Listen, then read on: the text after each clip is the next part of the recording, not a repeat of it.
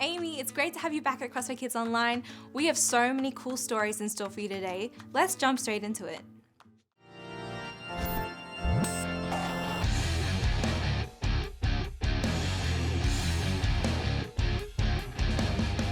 Hey, everyone. Hey, Kellen. Hey, we've got a friend on the show with us today. Mind if she hangs out for the Bible story? That would be perfect. I could use the help of all three of you. Oh, sounds good. What for? Human Head Puppet Theater!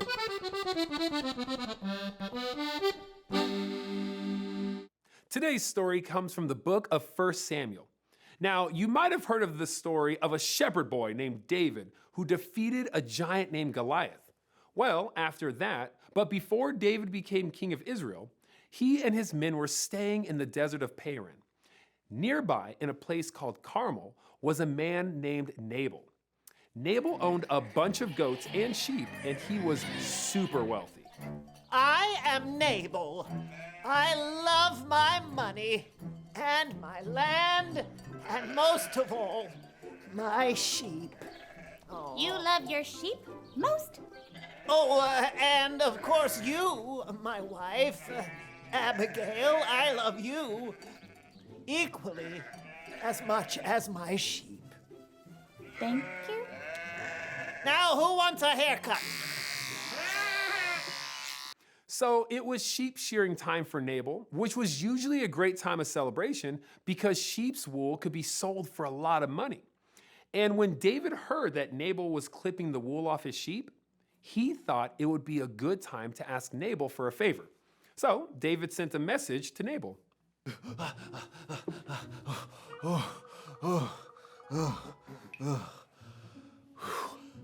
Excuse me, Nabal.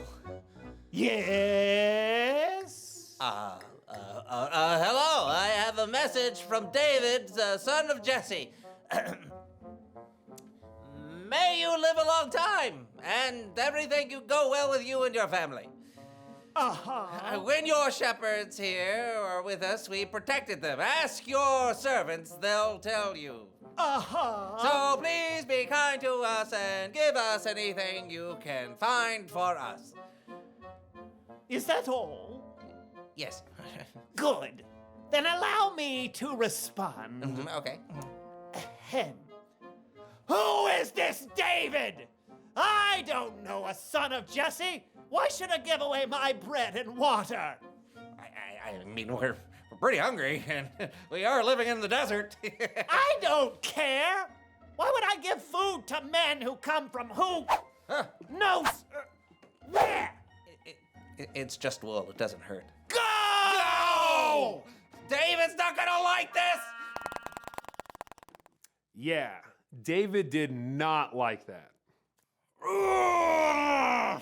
I'm so mad. All right, men.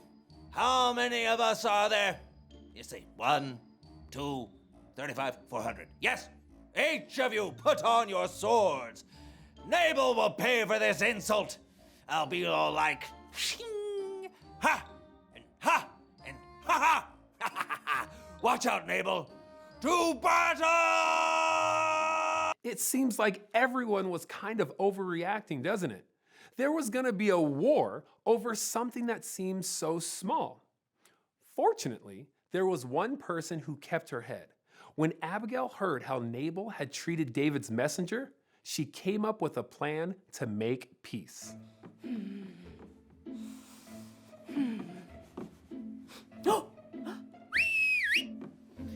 Yes, Abigail? Pack up 200 loaves of bread.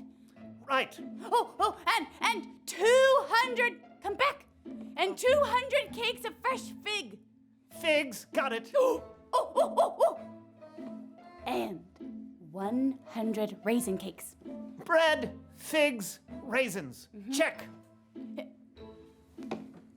What are you waiting for? Go! We've got to meet David and his men before they get here! Right. Abigail took a huge load of food out to David and his men.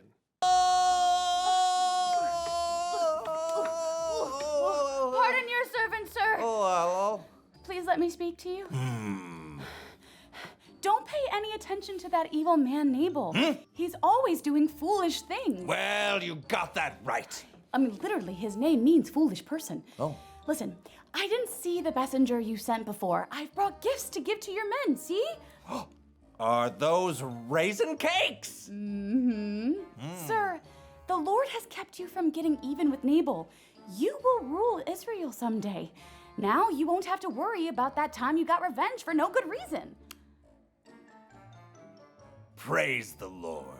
He has sent you to find me. May the Lord bless you for what you've done. Now go home in peace. I'll do what you ask. Phew! All right. No, about those raisin cakes. Oh, yeah, definitely, absolutely. Raisin cake, please! The end. Wow, that Abigail lady was awesome. She sure was. She stepped up to the plate as peacemaker between Nabal and David. And she saved a ton of people's lives in the process. Yep, we can learn so much from Abigail. The stakes may not ever be life or death for us, but we can still help other people make peace when they're in a fight.